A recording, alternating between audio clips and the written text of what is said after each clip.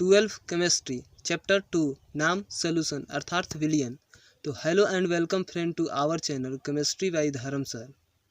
तो आज हम लोग पढ़ेंगे यूनिट 2 विलियन, वो भी यूनिक तरीके से। तो वीडियो शुरू करने से पहले बताना चाहूँगा कि इस चैप्टर का ये वीडियो पार्ट 1 है और इस वीडियो में लगभग 30% टॉपिक कवर करेंगे। तो बिना देर किए चैनल को सब्सक्राइब करें ताकि इस चैप्टर का अगला वीडियो यानी पार्ट 2 अपलोड हो तो सबसे पहले आप तक आए। और एक मज़ेदार बात बताऊं कि यूनिट 2 विलियन सबसे अधिक अंक अर्थात पूरे 5 अंकों के साथ आपके बोर्ड एग्जाम में हर बार प्रश्न पूछे जाते हैं। और यदि मेरी मानो तो फिजिकल केमिस्ट्री से सबसे आसान चैप्टर सॉल्यूशन ही है। तो आइए शुरू करते हैं यूनिट 2 जिसका नाम है विलियन।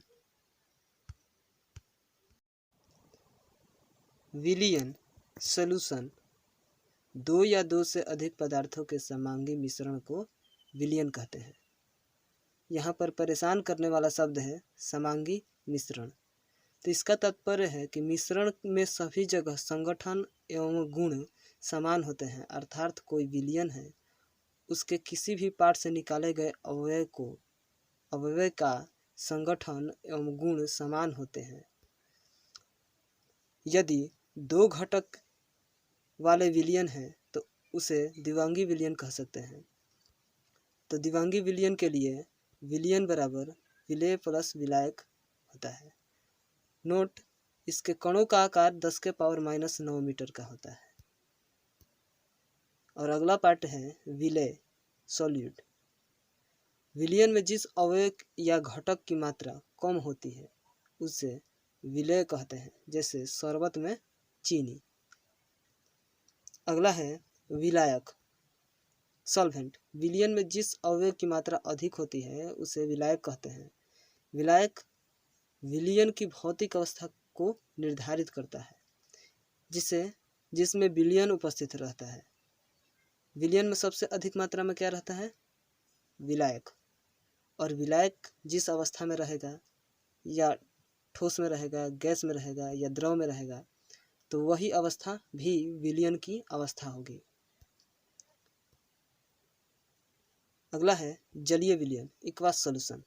ऐसा विलियन जिसमें विलायक जल होता है जलीय विलियन कहलाता है।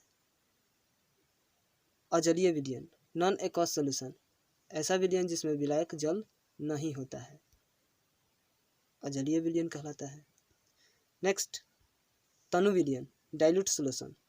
जिस विलियन में विलेय की मात्रा बहुत ही कम होती है ऐसे विलियन को तनु विलियन कहते हैं। नेक्स्ट, सांद्र विलियन कॉन्सेंट्रेट सॉल्यूशन। ऐसा विलियन जिसमें विलेय की मात्रा बहुत ही अधिक होती है तो ऐसे विलियन को सांद्र विलियन कहते हैं। अगला है विलियन के प्रकार टाइप्स ऑफ सॉल्यूशन। विलेय और विलायक के भौतिक अवस्था के आधार पर विलियन निम्नलिखित प्रकार से वर्गीकृत किए गए हैं।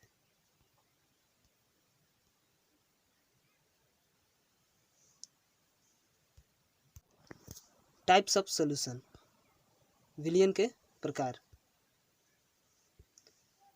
तो विलियन ठोस विलियन होता है, लिक्विड विलियन होता है और गैस विलियन होता है। विलेय और विलायक विलियन के दो पार्ट होते हैं, जिसमें विलायक अधिक मात्रा में होता है और विलेय बहुत ही कम मात्रा में होता है। तो यदि विलायक सॉलिड हो और विलेय सॉलिड हो तो ऐसे बने विलियन को प्रदर्शित करने के लिए पीतल सबसे अच्छा उदाहरण है, क्योंकि पीतल तांबा और जस्ता से मिलकर बना है और दोनों ही ठोस अवस्था में रहते हैं। और एक उदाहरण है 22 कैरेट गोल्ड। वैसे तो गोल्ड 24 कैरेट का होता है, लेकिन उसे आभूषण बनाने के लिए उसमें कुछ धातु मिलाया जाता है, इसलिए वह 24 से घटकर 22 हो जाता है। तो ये भी एक ठोस में ठोस का विलियन का उदाहरण है। नेक्स्ट है विलायक यदि ठोस हो और विलेय लिक्विड हो तो इसका विलियन सोने में पारा होता है, अर्थात पानी चढ़ाना होता है। नकली आभूषणों में, पुराने गहनों में सोने के पानी चढ़ाए जाते हैं। इसका सबसे अच्छा उदाहरण यही है। नेक्स्ट है यदि विलायक ठोस हो और विलेय गैस हो तो इनसे मिलकर बना सॉल्यूशन कपूर का जलना सबसे अच्छा उदाहरण माना जाएगा। कपूर ठोस होता है और इसमें गैस के कण भी मौजूद होते हैं। नेक्स्ट है जलीय विलयन में लिक्विड सॉल्यूशन में यदि विलायक लिक्विड हो और विलेय ठोस हो तो बना सॉल्यूशन जलीय विलयन में चीनी और नमक का सॉल्यूशन होगा। चीनी और नमक ठोस है जो विलेय है बहुत ही कम मात्रा में होता है और लिक्विड अर्थात जलीय विलयन होता है। नेक्स्ट है यदि विलायक लिक्विड हो और विलेय भी लिक्विड हो तो बना सॉल्यूशन शराब में पानी का विलयन कहलाता है। नेक्स्ट है यदि विलायक लिक्विड हो और विलेय गैस हो, इसका सबसे अच्छा उदाहरण O2 का पानी में घुलना, ऑक्सीजन का पानी में घुलना। इसी घुले हुए थोड़े से ऑक्सीजन की मात्रा से जलीय जीव जीवित रहते हैं। नेक्स्ट गैस का यदि गैस विलायक हो और विलेय ठोस हो तो बना सॉल्यूशन बना विलयन वायु में धूल कण का विलयन होगा। वायु गैस अधिक मात्रा में होते हैं और धूल कण बहुत ही कम मात्रा में होते हैं जो सॉलिड होते हैं, जो विलेय होते हैं। नेक्स्ट गैस में यदि विलायक गैस हो और विलेय लिक्विड हो तो बना सॉल्यूशन वायु में नमी सबसे अच्छा उदाहरण है। गैस सबसे अधिक होता है और उसमें नमी अर्थात लिक्विड कम मात्रा में होते हैं। नेक्स्ट यदि विलायक गैस हो और विलेय भी गैस हो तो बना सॉल्यूशन वायु सबसे अच्छा उदाहरण है, क्योंकि वायु गैसों का मिश्रण है। विलयन की सांद्रता को व्यक्त करने के लिए निम्नलिखित दो विधियां निम्न है, जिसमें पहला है भौतिक विधियां और दूसरा है रासायनिक विधियां। तो हम लोग पढ़ेंगे पहले भौतिक विधियां। तो भौतिक विधियां में टोटल 4 विधियां हैं, जिसको बारी बारी से हम लोग पढ़ेंगे। द्रव्यमान प्रतिशत, वेट बाई वेट। किसी विलयन के 100 ग्राम द्रव्यमान में उपस्थित किसी अवयव का ग्राम में द्रव्यमान प्रतिशत कहलाता है। अर्थात अवयव का द्रव्यमान प्रतिशत बराबर अवयव का ग्राम में द्रव्यमान बटा में विलयन का ग्राम में द्रव्यमान। तो विलेय का ग्राम द्रव्यमान निकालना हो तो WA अर्थात विलेय का भार बटा में विलेय का भार प्लस विलाय का भार, इन दोनों को जोड़ेंगे तो ये विलयन का भार हो जाएगा, जो यहाँ पर नीचे है, गुणे 100, जहाँ WA विलेय का भार है और WB विलाय का भार है।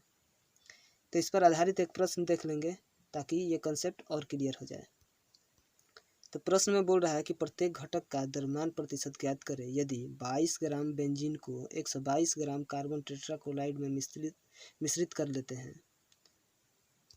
तो बेंजीन का भार प्रतिशत बराबर होता है 22 बटा में 122 प्लस 22 गुणे 100, और इसे सॉल्व करेंगे तो आएगा 15.2%, और ये है सूत्रानुसार, ऊपर जो सूत्र निकला है उसके अनुसार है।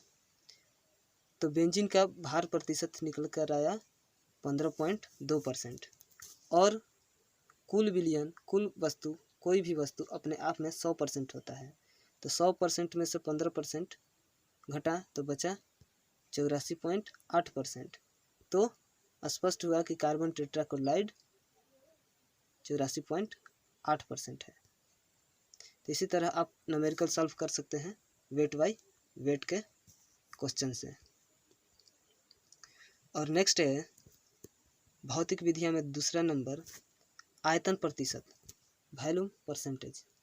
विलियन के 100 ml, वहाँ पर 100 ग्राम था, यहाँ पर 100 ml है, क्योंकि वहाँ पर द्रव्यमान था और यहाँ पर आयतन है, और आयतन को लीटर या ml में व्यक्त करते हैं। तो विलियन के 100 ml आयतन में उपस्थित अवयव को मिलीलीटर अर्थात ml में आयतन अवयव का आयतन प्रतिशत कहलाता है। अवयव का आयतन प्रतिशत बराबर अवयव का ml में आयतन बटा में विलियन का ml में आयतन, अर्थात A का आयतन प्रतिशत बराबर A मतलब कि अवयव का आयतन प्रतिशत बराबर वॉल्यूम ऑफ अवयव बटा में अवयव मतलब यहाँ पर है विलेय, तो वॉल्यूम ऑफ विलेय बटा में वॉल्यूम ऑफ विलेय प्लस वॉल्यूम ऑफ विलायक गुणे 100, जहाँ A और B घटकों का आयतन है। तो आइए इस पर आधारित क्वेश्चन एक देख लेंगे। बोल रहा है कि 35% weight volume by volume ethylene glycol का जलीय विलयन एंटी फ्रीजिंग का कार्य करता है। देखिए यहाँ पर क्वेश्चन के अंदर भी एक क्वेश्चन है, तो उस क्वेश्चन को पहले हल कर लेंगे। इथिलीन ग्लाइकोल क्या है? एक ऐसा रसायन है जो बर्फीली इलाकों में चलने वाली गाड़ियों के रेडिएटर में डाला जाता है, जिससे उसमें रखे हुए पानी एंटी फ्रीजिंग रहे, मतलब कि जमे नहीं। और ये ऐसा रसायन है कि डाल देने पर पानी नहीं जमता है। अब आ जाते हैं क्वेश्चन पर। तो बोल रहा है कि 35% weight volume by volume ethylene glycol का जलीय विलयन एंटी फ्रीजिंग का कार्य करता है। तो इसका तात्पर्य क्या है? तो इसका तात्पर्य यह है कि 100 ml या 100% विलयन में 35% या 35 ml इथिलीन ग्लाइकोल है और बाकी 65% या 65 ml जल है। नेक्स्ट है द्रव्यमान आयतन प्रतिशत, वेट बाई वॉल्यूम। विलयन के 100 ml आयतन में विलेय का ग्राम में द्रव्यमान आयतन प्रतिशत कहलाता है। विलेय का द्रव्यमान वेट और विलयन का आयतन ml में भी। ये फिगर के बारे में और पीछे पढ़ेंगे, पहले ये देख लेंगे। द्रव्यमान आयतन प्रतिशत सबसे अधिक उपयोग दवा और चिकित्सा में किया जाता है। अब आइए इस फिगर पर। तो फिगर में दिख रहा है कि यहाँ पर लिखा है कि 2% वेट बाई वेट, और यहाँ पर लिखा है 10% वेट बाई वॉल्यूम। अब ध्यान से देखेंगे तो लिखा होगा 10% वेट बाई वॉल्यूम। तो ऐसे ही चिकित्सा के रूप में इसका उपयोग किया जाता है। तो विलयन का वेट बाई वॉल्यूम परसेंटेज बराबर विलेय का ग्राम में द्रव्यमान बटा में विलयन का आयतन ml में गुणे 100। और नेक्स्ट है चौथा, भौतिक विधियों में पार्ट पर मिलियन ppm। यदि विलयन में विलेय की मात्रा बहुत ही कम होती है, अर्थात विलयन बहुत ही अधिक तनु होता है, तो इस प्रकार के विलयन की सांद्रता व्यक्त करने के लिए ppm का उपयोग किया जाता है। ppm मतलब पार्ट पर मिलियन। नोट, विलयन के 10⁶ भाग में उपस्थित विलेय के भागों की संख्या को ppm कहते हैं, अर्थात 1,00,000 लीटर विलयन में उपस्थित विलेय के भागों की संख्या को ppm कहते हैं। ppm बराबर होता है विलेय के भागों की संख्या बटा में विलयन की सभी भागों की संख्या। और ppm का ज़्यादातर यूज पर्यावरण रसायन में प्रदूषण को व्यक्त करने में किया जाता है। अगर कहीं पर लिखा मिले कि 5 ppm carbon monoxide in air, तो इसका अर्थ है कि 10⁶ ml प्रति ग्राम वायु में 5 ml प्रति ग्राम कार्बन मोनोऑक्साइड उपस्थित है। तो आइए अब पढ़ेंगे हम लोग रासायनिक विधियाँ। रासायनिक विधियाँ में नंबर 1 है मोलरता, मोलरिटी। विलयन के 1 लीटर आयतन में उपस्थित विलय के मोलों की संख्या को मोलरता कहते हैं। इसे एम से सूचित करते हैं, कैपिटल एम से सूचित करते हैं और इसका यूनिट m/l है। मोलरता m विलय के मोलों की संख्या बटा में विलयन का आयतन लीटर में, 1 लीटर में। अब यहाँ पर परेशान करने वाला शब्द है मोलों की संख्या, तो मोलों की संख्या हम लोग पढ़ेंगे। तो विलय की मोलों की संख्या बराबर विलय का भार बटा में विलयन का अणुभार। तो विलयन की मोलों की संख्या कैसे निकाला जाता है? तो विलय का भार दिया होता है क्वेश्चन में और उसका अणुभार निकाल लेते हैं और इसी संख्या को मोलों की संख्या कहते हैं।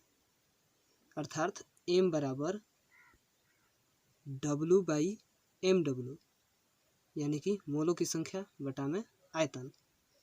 अर्थात m बराबर W गुणे 1000 बटा में mW गुणे V। 1000 किस लिए? लीटर को ml में बदलने के लिए। अब आगे है मोलरता समीकरण। किसी विलयन का प्रारंभिक आयतन V1 है और मोलरता m1 है तथा विलयन को तनु कर देने से उसके आयतन V2 हो जाता है और मोलरता m2 हो जाएगा। यदि m1 बराबर n/v मोलों की संख्या बटा में आयतन और m2 बराबर n/v2, तो m1 v1 बराबर n और m2 v2 बराबर n। यहाँ पर n हो गया कैंसिल आउट, अतः m1 v1 बराबर m2 v2। यही है मोलरता समीकरण। m1 यह कोई विलयन है जिसका मोलरता m1 है और आयतन v1 है, और दूसरा विलयन है जिसका मोलरता m2 है और आयतन v2 है। इसे आपस में जोड़ा जाए, आपस में मिलाया जाए तो बनकर एक अलग विलयन तैयार होगा जिसका मोलरता m3 और v3 आयतन होगा। अतः m1 v1 plus m2 v2 बराबर m3 v3 होगा। क्वेश्चन देख लेते हैं इस पर आधारित प्रश्न। 5 ग्राम सोडियम हाइड्रोक्साइड युक्त 250 ml विलयन की मोलरता ज्ञात करें। तो मोलरता का सूत्र हम जानते हैं, मोलों की संख्या बटा में आयतन।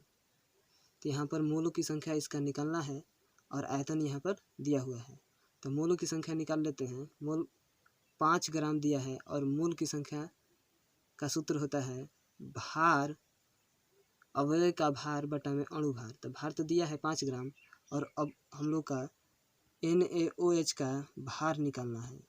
तो सोडियम का होता है भार 23, ऑक्सीजन का होता है 16 और हाइड्रोजन का होता है 1। इसे जोड़ेंगे तो होगा 40 और इसे कैंसिल आउट करेंगे तो आएगा आंसर 0.125। तब सूत्रानुसार m बराबर NaOH की मोलों की संख्या जो यहाँ पर निकल कर आया है बटा में विलयन का आयतन जो दिया है 250 ml गुणे 1000। अर्थात m बराबर मोलों की संख्या बटा में आयतन गुणे 1000 कैंसिल आउट होगा तो आएगा 0.5 मोलरता।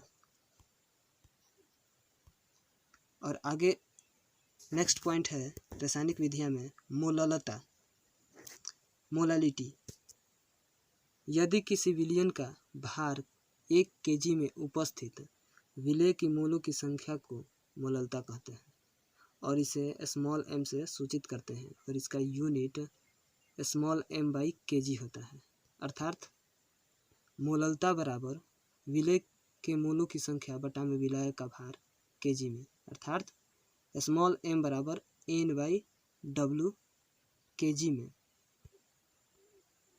तो माना कि विलय की मोलों की संख्या स्मॉल m, विलय का भार W अर्थात मोललता बराबर N/W, जहाँ पर N क्या है, विलय के मोलों की संख्या, और W क्या है, विलायक का भार। जहाँ N विलय के मोलों की संख्या है तो विलय के मोलों की संख्या निकालने का सूत्र है W/MW, अर्थात भार बटा में अणुभार, मॉलिक्यूलर वेट।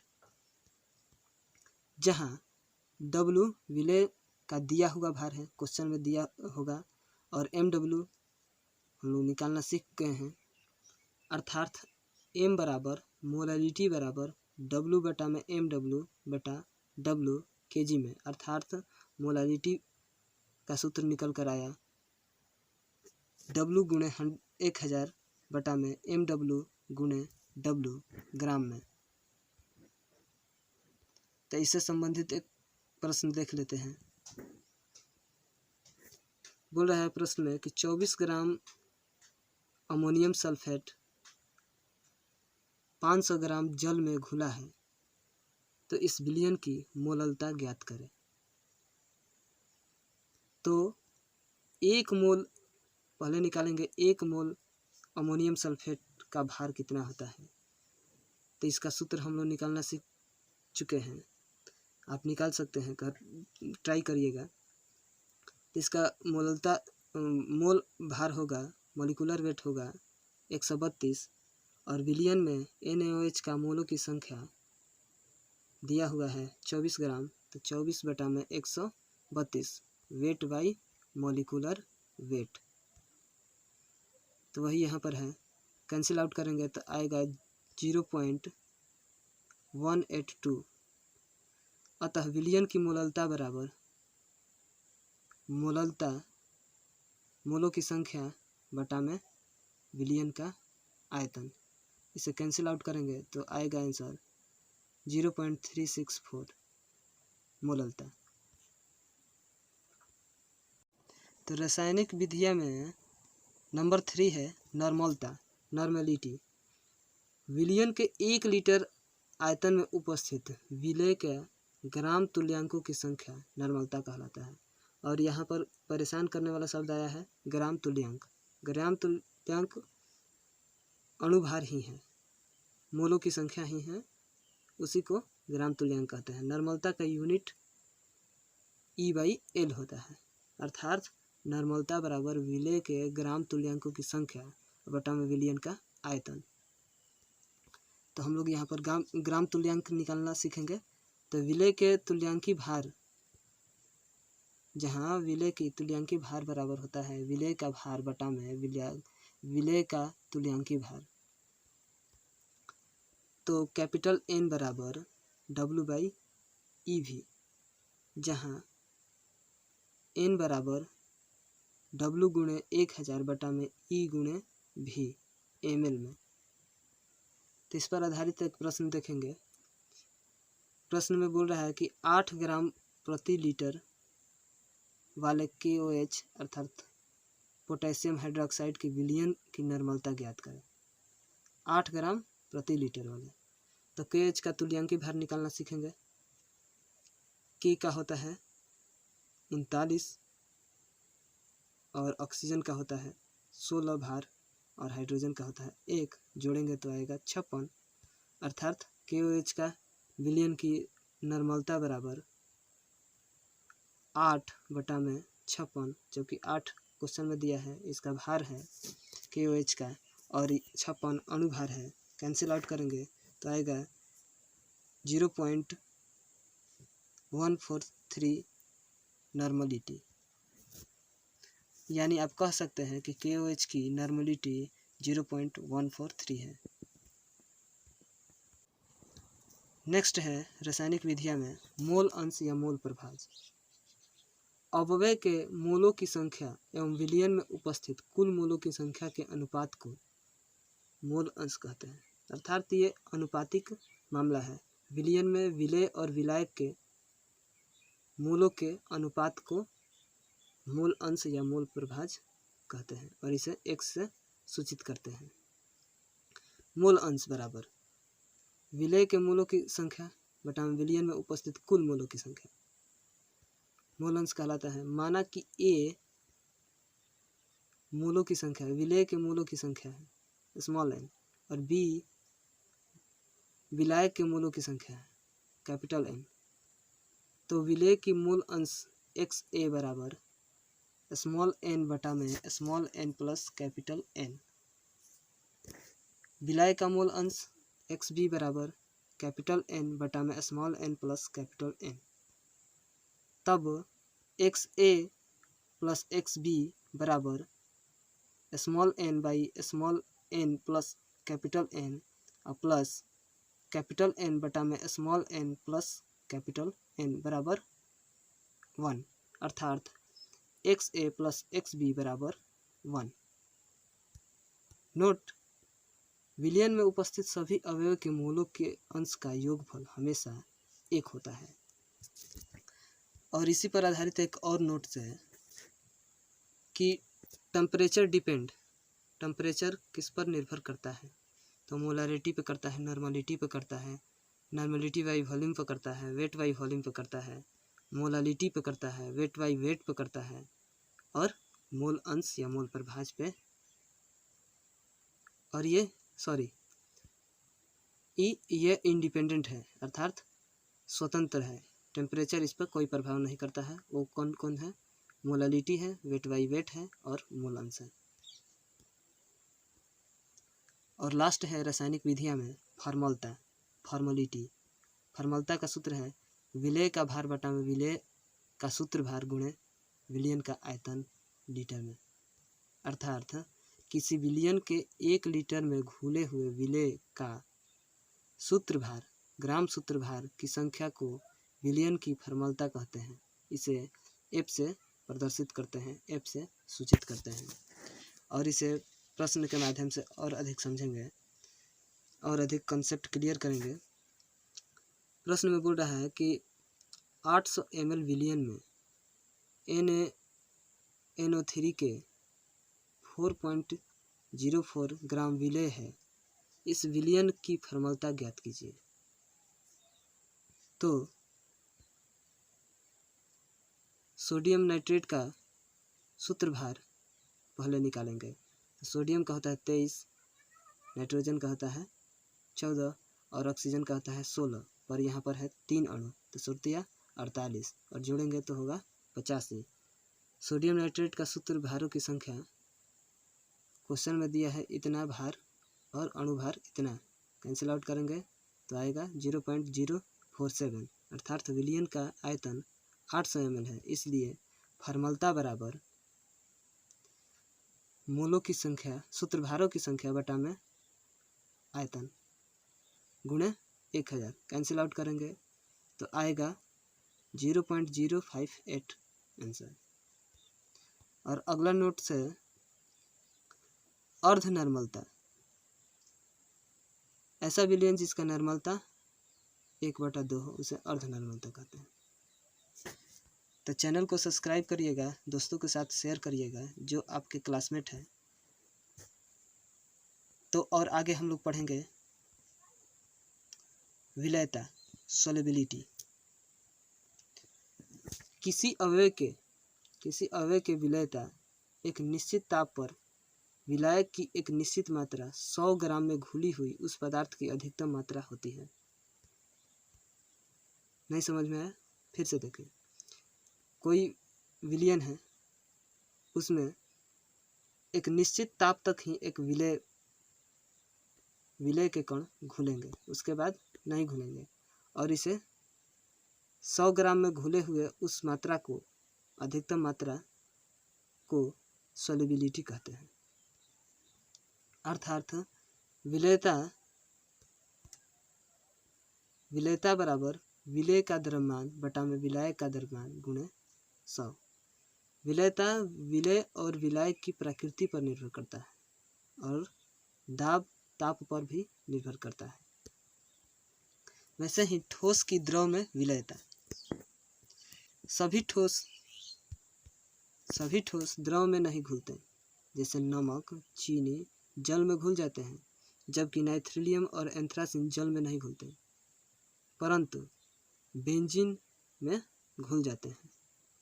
इसका निष्कर्ष यह निकलता है कि ध्रुवीय विलय ध्रुवीय विलायक में घुलते हैं तथा अध्रुवीय विलय अध्रुवीय विलायक में घुलते हैं। तो इस प्रकार हम कह सकते हैं कि समान समान को घुलता है, लाइक डिजॉल्व लाइक।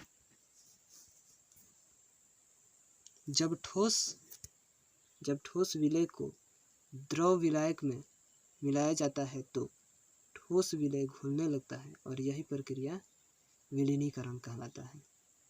और यदि जब विलय के कण आपस में टकराकर विलयन से पृथक हो जाते हैं तो ये घटना क्रिस्टलीकरण कहलाता है अर्थात अवक्षेपण कहलाता है। और नेक्स्ट देखेंगे हम लोग ताप का प्रभाव, solubility in effect of temperature. यदि विलीनीकरण की प्रक्रिया ऊष्माक्षेपी हो, ऊष्माक्षेपी क्या होता है, जब कोई विलयन बनता है तो उसमें से अतिरिक्त ऊष्मा निकलती है, उसे ऊष्माक्षेपी अभिक्रिया कहते हैं। तो delta H mixing is less than 0। तो लासातेलिए के नियम अनुसार, लासातेलिए एक वैज्ञानिक थे, उनके नियम अनुसार ताप बढ़ने पर ठोस विलय के द्रव में विलयता घटती है। जैसे चूना का जल में विलीनीकरण की प्रक्रिया delta H mixing is less than 0 होता है, अर्थात चूना को जल में डालिएगा तो उसमें क्षेपी अभिक्रिया होगा, पर उसका ताप बढ़ा दीजिएगा तो विलीनीकरण की प्रक्रिया धीमी हो जाएगी। यदि विलीनीकरण की प्रक्रिया उसमें क्षेपी हो तो लासातेलिए के नियमानुसार ताप बढ़ने पर ठोस की द्रव में विलयता बढ़ती है। जैसे नमक, चीनी, potassium nitrate, sodium nitrate. Note: ठोस में द्रव की विलयता दाब पर कोई प्रभाव नहीं पड़ता क्योंकि अधिक संपीड्य नहीं होते हैं, ठोस के कण आपस में बहुत ही क्लोज पैकिंग से उपस्थित रहते हैं, तो इसलिए इसे और अधिक संपीड्य नहीं कर सकते, इसलिए इस पर दाब का कोई प्रभाव नहीं पड़ता है। गैसों की द्रव में विलयता। नेक्स्ट है, बहुत सी गैसें जल में घुल जाती हैं, ऑक्सीजन कम मात्रा में घुलती है। O2 की यही कम मात्रा में घुली हुई जलीय जीव जीवित रहते हैं। ऑक्सीजन जल में बहुत कम घुलता है, इसी के चलते जलीय जीव, जल में रहने वाले जीव ऑक्सीजन को ग्रहण कर जीवित रहते हैं। और हाइड्रोक्लोरिक अम्ल और अमोनिया गैस जल में अधिक घुलनशील होते हैं क्योंकि अध्रुवीय विलय अध्रुवीय विलायक में अधिक घुलते हैं। दाब बढ़ने पर गैसों के द्रव में विलयता। दाब बढ़ने पर गैसों के द्रव में विलयता बढ़ती है। सर्वप्रथम हेनरी ने गैसों के विलायक में विलयता तथा दाब के मध्य मात्रात्मक संबंध दिए, जिसे हेनरी का नियम कहा जाता है। इस नियमानुसार किसी स्थिर ताप पर गैस की द्रव में विलयता दाब के समानुपाती होती है। तो वीडियो यहाँ बहुत लंबा हो रहा है, तो वीडियो को यहीं पर करते हैं द एंड, और हेनरी का नियम कल पढ़ेंगे, इसलिए चैनल को सब्सक्राइब करिएगा, दोस्तों के साथ शेयर करिएगा और लाइक करिएगा, और कमेंट बॉक्स में ज़रूर बताइएगा कि वीडियो कैसा लगा।